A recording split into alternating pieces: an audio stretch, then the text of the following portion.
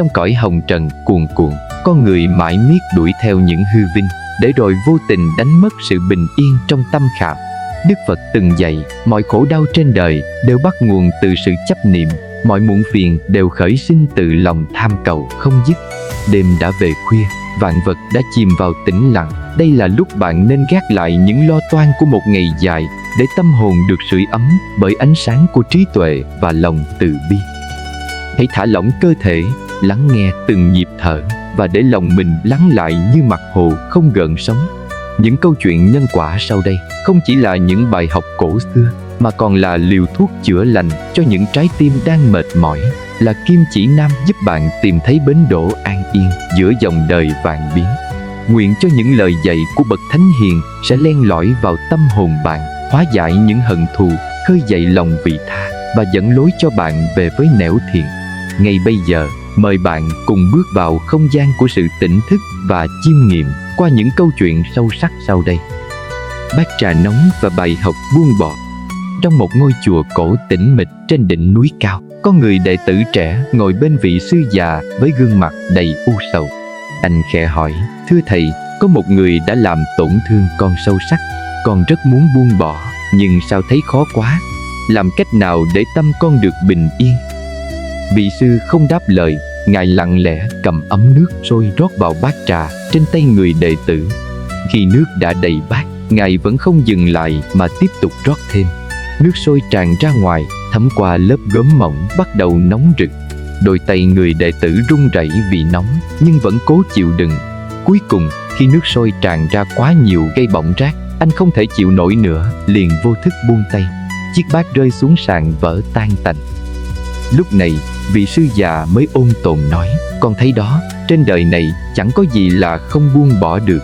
Khi đau đến mức không chịu nổi nữa, con sẽ tự khắc buông tay.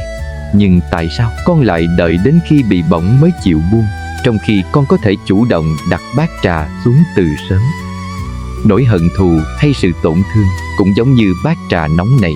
Con càng ôm chặt, người bị đau đớn nhất chính là con, chứ không phải người đã rót nước sôi.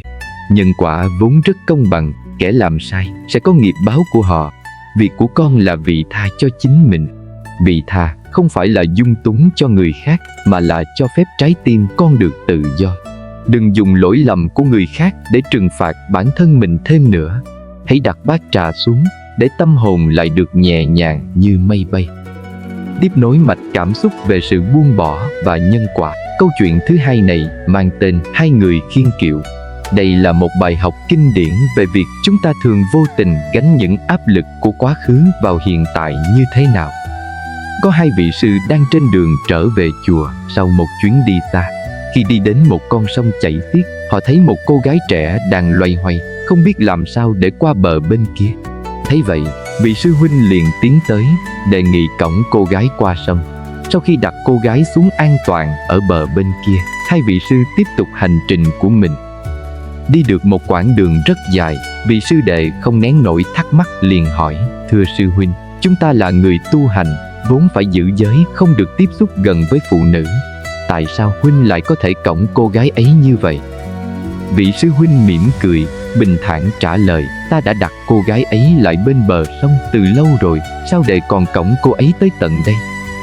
Câu trả lời khiến vị sư đệ sững người vì bừng tỉnh. Hóa ra, hành động cõng người của sư huynh chỉ diễn ra trong vài phút ngắn ngủi, nhưng sự phán xét và chấp niệm trong lòng người đệ tử lại kéo dài suốt cả hành trình. Trong cuộc sống, chúng ta thường giống như vị sư đệ đó.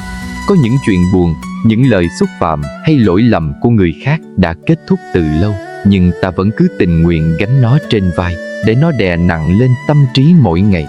Buông bỏ không phải là quên đi những gì đã xảy ra, mà là không để những chuyện đã qua làm khổ mình ở hiện tại. Khi bạn buông bỏ được những gánh nặng không cần thiết trong tâm trí, bạn mới có thể bước đi nhẹ nhàng và thanh thản trên con đường phía trước. Câu chuyện thứ ba mang tên Bát Bùn và Viên Minh Châu. Đây là bài học rất mạnh mẽ về việc tự soi xét bản thân, thay vì đổ lỗi cho hoàn cảnh hay người khác, mang tính răn dạy sâu sắc về nhân quả và sự tu tâm. Một người đàn ông luôn cảm thấy cuộc đời mình đầy rẫy bất công và đau khổ. Anh tìm đến một vị thiền sư và than vãn rằng: thưa thầy, tại sao con sống lương thiện nhưng xung quanh con toàn là những kẻ xấu xa, luôn tìm cách hãm hại và làm nhục con. Thế gian này thật bẩn thỉu và đáng ghét. Vị thiền sư không nói gì. Ngài bốc một nắm bùn nhơ nhuốc đặt vào lòng bàn tay anh ta và hỏi: con thấy gì? Người đàn ông nhăn mặt đáp: con thấy một nắm bùn bẩn thỉu, hôi hám và đáng vứt đi. Lúc này, vị thiền sư lấy ra một viên minh châu sáng rực, ấn sâu vào giữa nắm bùn đó rồi hỏi lại: bây giờ con thấy gì? Người đàn ông lúng túng: con thấy một viên minh châu quý giá nằm trong bùn ạ. Vị thiền sư ôn tồn răn dạy: bùn hay không là ở mắt người nhìn, bẩn hay sạch là ở tâm người chứa. Nếu tâm con giống như nắm bùn kia, con sẽ chỉ thấy toàn điều hôi hám của thế gian. Nhưng nếu tâm con là viên minh châu, thì dù giữa bùn lầy, con vẫn tỏa sáng và không bị vấy bẩn. Thế gian vốn là một tấm gương phản chiếu tâm hồn của chính con. Khi con oán trách người khác là con đang nuôi dưỡng mầm mống của sự hận thù. Khi con phán xét kẻ khác bẩn thỉu là tâm con đã chứa đầy rác rưởi. Thay vì phí sức tìm cách quét sạch bùn dưới chân, hãy học cách giữ cho viên minh châu trong lòng mình luôn sáng. Nhân quả không ở đâu xa. Khi tâm con thiện lương và bao dung, cảnh vật xung quanh tự khắc sẽ hóa an lành. Ngược lại, nếu tâm chứa đầy sân hận, thì dù ở chốn thiên đường, con vẫn thấy mình trong địa ngục. Câu chuyện thứ tư mang tên Bát nước đầy và người đàn bà oán hận. Đây là bài học đắt giá về việc răn dạy con người ta không được để sự nóng giận và miệng lưỡi của mình làm tổn thương phước báu, đặc biệt là trong mối quan hệ gia đình. Tại một ngôi chùa nhỏ, có người phụ nữ tìm đến vị thiền sư với khuôn mặt đầy vẻ u uất. Bà than thở: thưa thầy, con là người sống hết lòng vì chồng con, lo toàn mọi việc trong nhà. Nhưng tại sao chồng con lại luôn lạnh nhạt, còn con cái thì càng lớn càng xa cách? Phải chăng trời xanh không có mắt để người tốt như con phải chịu cảnh cô độc? Vị thiền sư lặng lẽ đưa cho bà một bát nước đầy và bảo: con hãy bưng bát nước này đi quanh sân chùa 3 vòng. Nếu không để rơi một giọt nào, ta sẽ trả lời cho con. Người phụ nữ cẩn trọng bưng bát nước, từng bước đi chậm rãi, tâm trí tập trung cao độ. Sau 3 vòng, bà quay lại với bát nước vẫn còn nguyên vẹn và mỉm cười tự mãn. Lúc này, vị thiền sư hỏi: khi con đi, con có nghe thấy tiếng chim hót hay nhìn thấy hoa hồng đang nở trong sân không? Bà đáp: thưa thầy, con chỉ lo giữ bát nước, làm sao còn tâm trí mà nghe hay nhìn thấy gì nữa. Vị thiền sư ôn tồn nói: đúng vậy, khi con mải mê lo toan việc nhà, nhưng trong lòng lại đầy sự oán hận, miệng luôn thốt ra những lời cay nghiệt và kể công, thì tâm con cũng giống như lúc con bưng bát nước này vậy. Con chỉ thấy gánh nặng của chính mình mà không còn thấy được sự hiện diện của tình yêu thương. Con có biết tại sao người thân rời xa con không? Vì con cho họ ăn cơm ngon, nhưng lại bắt họ nghe những lời cay đắng. Con chăm sóc thân xác họ, nhưng lại dùng lời nói để làm đau tâm hồn họ. Phước đức tích tụ cả đời từ việc làm lụng có thể bị thiêu rụi chỉ trong một phút giận dữ và miệng lưỡi thế gian. Đàn bà là phong thủy của gia đình, tâm có tĩnh thì nhà mới an, miệng có xin thì phúc mới đến.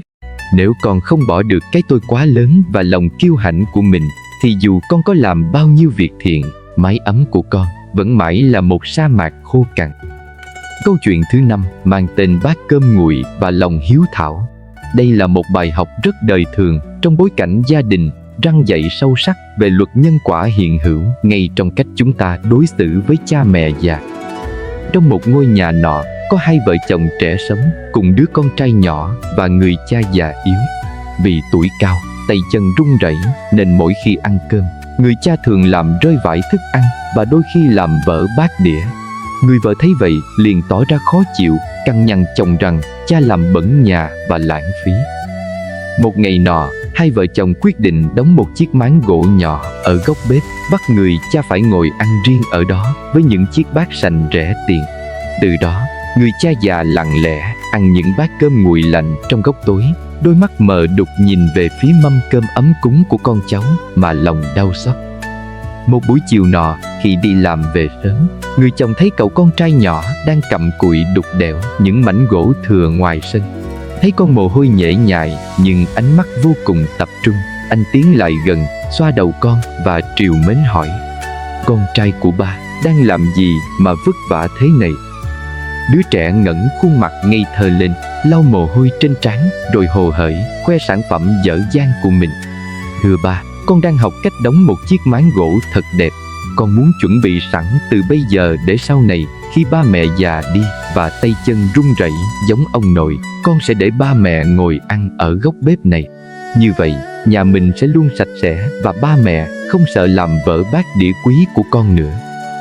Lời nói hồn nhiên của đứa trẻ như một nhát dao đâm thẳng vào lương tâm của hai vợ chồng. Người chồng đứng sững lại, còn người vợ đứng nép sau cánh cửa cũng bàng hoàng, đánh rơi cả chiếc bát trên tay. Họ nhìn nhau, rồi nhìn sang góc bếp tối tăm, nơi người cha già đang lủi thủi bên bát cơm nguội ngắt với chiếc máng gỗ thô kệch. Trong phút chốc, họ nhận ra mình đã gieo một hạt giống tồi tệ vào tâm hồn trong trắng của con trẻ. Họ đang dạy con cách đối xử với chính mình trong tương lai bằng sự ích kỷ và vô tâm của hiện tại. Không ai bảo ai, người chồng vội vàng chạy lại đỡ cha dậy, còn người vợ nhanh chóng dọn dẹp mâm cơm ấm nóng, trang trọng mời cha lên ngồi ở vị trí cao nhất trên bàn. Họ vừa khóc vừa xin lỗi người cha già vì sự bất hiếu của mình. Kể từ đó, góc bếp không còn chiếc máng gỗ nào nữa, chỉ còn tiếng cười ấm áp của gia đình ba thế hệ bên mâm cơm chung. Đứa trẻ nhìn cảnh ấy, khẽ mỉm cười và cất những mảnh gỗ thừa đi. Bài học về lòng hiếu thảo đã thực sự thấm đẫm vào nếp nhà từ giây phút ấy. Trong gia đình Việt, lòng hiếu thảo là cái gốc của mọi phước báu. Đừng quên rằng cha mẹ là tấm gương, còn con cái là hình bóng. Cách bạn đối xử với cha mẹ hôm nay chính là bản thiết kế cho cuộc đời của bạn mai sau. Nhân quả không ở đâu xa, nó nằm ngay trong từng bát cơm, chén nước bạn dâng lên đấng sinh thành. Đừng để đến khi cây héo mới lo tưới nước. Đừng để đến khi cha mẹ mất đi mới lo làm lễ cầu siêu. Phụng dưỡng cha mẹ khi còn sống chính là cách tu tâm và tích đức nhanh nhất cho một đời người. Câu chuyện thứ 5 mang tên Nghĩa Tào Khang.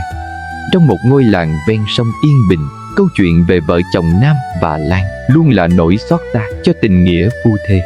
Nam vốn là công tử trong một gia đình giàu có bậc nhất vùng, còn Lan chỉ là con gái của một gia đình nông dân nghèo rớt mồng tơi. Ngày ấy, vì say đắm nhan sắc xinh đẹp, thanh khiết như đóa hoa sen của Lan, Nam đã dùng mọi cách, thậm chí thề thốt đủ điều để cưới bằng được cô về làm vợ. Thế nhưng, khi đã có được người đẹp trong tay, bản tính ham chơi và sự kiêu ngạo của một thiếu gia nhà giàu trong anh bắt đầu trỗi dậy. Càng có nhiều tiền và quyền lực, Nam càng thấy người vợ tần tảo của mình trở nên tầm thường. Anh bắt đầu coi khinh xuất thân bần hàn của Lan, cho rằng cô lấy anh chỉ để đổi đời. Trong những cuộc nhậu nhẹt thâu đêm với đám bạn nhà giàu, khi hơi men đã thấm, Nam công khai chế giễu vợ trước mặt mọi người. Anh mỉa mai cô là loại đĩa đeo chân hạt, trách nhà ngoại nghèo hèn, chỉ biết bám víu vào sự giàu sang của nhà chồng. Sự khinh miệt ấy biến thành hành động khi Nam lao vào những canh bạc đỏ đen và cặp kè với những cô nhân viên quán hát lạ lơi để tìm cảm giác mới lạ. Anh dùng tiền của gia đình để bao nuôi những cuộc vui xác thịt, mặc kệ Lan khóc nghẹn bên mâm cơm nguội lạnh đợi chồng trong căn biệt thự thênh thang nhưng lạnh lẽo. Nhưng của Thiên rồi cũng trả đĩa, thói ăn chơi sa đọa và những quyết định đầu tư mù quáng trong lúc say xỉn đã khiến cơ nghiệp nhà Nam sụp đổ. Đám bạn xấu lừa gạt anh vào những vụ làm ăn phi pháp rồi biến mất, để lại Nam với đống nợ khổng lồ. Nhà cửa bị xiết nợ, cha mẹ lâm bệnh qua đời vì cú sốc quá lớn. Nam trở thành kẻ trắng tay và bị đám nhân tình quay lưng ngay lập tức. Trong lúc tuyệt vọng và nhục nhã, Nam lại tìm đến rượu để trốn tránh thực tại. Một đêm mưa tầm tã, sau khi nốc cạn chai rượu rẻ tiền, Nam ngã gục ngay hiên căn nhà trọ lụp xụp. Cú ngã định mệnh cộng với lối sống thác loạn lâu ngày đã khiến anh bị đột quỵ, liệt nửa người, miệng méo sệt không thốt nên lời. Giữa lúc tất cả những kẻ từng tân bốc Nam đều biến mất, chỉ còn Lan lặng lẽ xuất hiện. Cô không một lời oán trách, không một câu mỉa mai về những năm tháng bị anh hắt hủi.